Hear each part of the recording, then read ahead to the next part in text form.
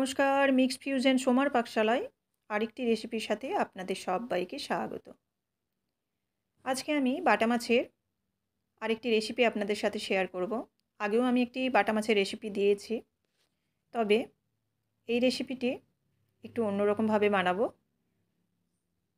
আজকে বাটা মাছের তেল ঝাল বা বাটা মাছের ঝাল এই রেসিপিটি আপনাদের সাথে শেয়ার করব। এর জন্য প্রথমে মাছগুলোকে ভালোভাবে পরিষ্কার করে ধুয়ে নিয়ে নুন হলুদ মাখিয়ে নিয়েছি।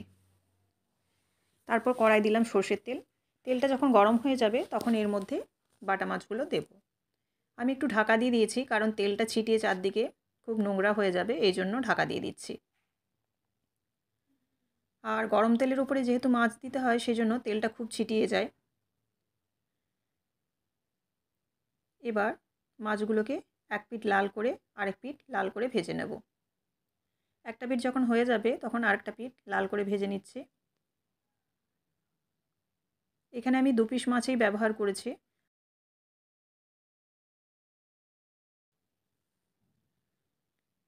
এবার এটাকে নামিয়ে নিচ্ছি। মাছগুলো যখন লাল করে ভাজা হয়ে যাবে তখন নামিয়ে নেব। খুব একটা কড়া করে বা শক্ত করে ভাজার কোনো প্রয়োজন নেই। এবার ওই তেলের মধ্যে দিয়ে দিচ্ছি কুচনো পেঁয়াজ। পেঁয়াজটা দিয়ে একটু নাড়াচাড়া করে পেঁয়াজটাকে লাল করে ভেজে নেব। খুব একটা গোল্ডেন ব্রাউন করতে হবে না, জাস্ট মোটামুটি একটু পেঁয়াজটা যখন নরম হয়ে যাবে তখন এর মধ্যে একে একে মশলা দেব। আমি টমেটোটা এর মধ্যে দিয়ে দিলাম, দিয়ে পেঁয়াজের সাথে আমি ভেজে নেব।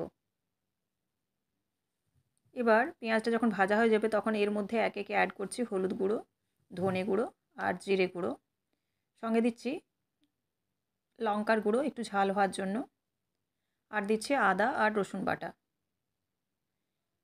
আদা রসুন বাটাটা দেওয়ার পর একটু জল দিয়ে দিচ্ছি মশলাটা কষানোর জন্য। এবার নেড়ে চেড়ে মশলাটাকে কষাবো। একটু ঢাকা দিয়ে দিচ্ছি, তাহলে তাড়াতাড়ি মশলাটা কষানো হয়ে যাবে। ঢাকাটা খুললাম, খুলে দেখুন টমেটোটা মোটামুটি গলে গেছে আর মশলাটাও বেশ কিছুটা কষা হয়ে গেছে। এবার দিয়ে দিলাম 2টো চেরা কাঁচা লঙ্কা। ঝালের পরিমাণটা আপনারা দেখে দেবেন। আর এখানে দিচ্ছি খুব সামান্য চিনি, আর দেব পরিমাণ মতো লবণ। দিয়ে আরও আমি 1 থেকে 2 মিনিটের মতো কষিয়ে নেব। মশলাটা থেকে যখন তেল ছাড়া ছাড়া হয়ে যাবে, অর্থাৎ তেল বেরিয়ে আসবে, তখন কিন্তু এর মধ্যে দিয়ে দেবো পরিমাণ মতো জল। এইভাবে আমি মশলাটাকে ভালোভাবে কষিয়ে নিয়েছি।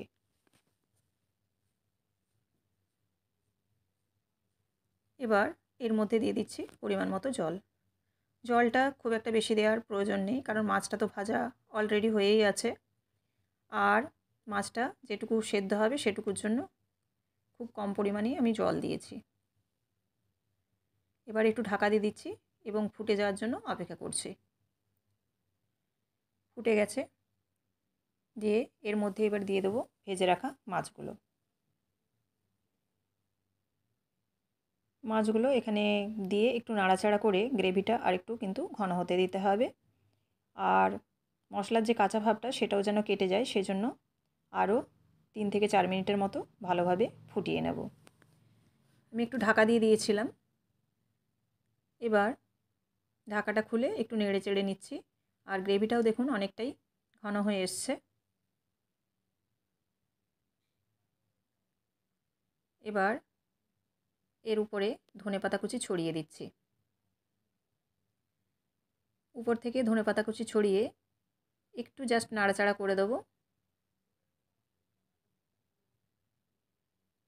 ব্যাস, এবার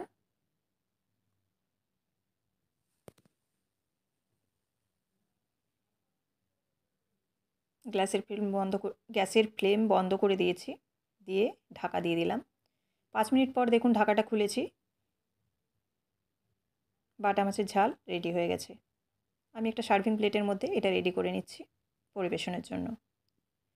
এই রেসিপিটি যদি আপনাদের ভালো লেগে থাকে অবশ্যই লাইক, কমেন্ট এবং শেয়ার করবেন। এরকম নিত্য নতুন রেসিপি পাওয়ার জন্য অবশ্যই চ্যানেলটিকে সাবস্ক্রাইব করে রাখবেন, যাতে সবার আগে নোটিফিকেশন আপনাদের কাছে পৌঁছে যায়। তো দেখুন বাটা মাছের ঝাল বা তেল ঝাল রেডি হয়ে গেছে। উপর থেকে আমি ধনেপাতা আর একটু কুচি ছড়িয়ে সার্ভিংয়ের জন্য রেডি করে নিয়েছি।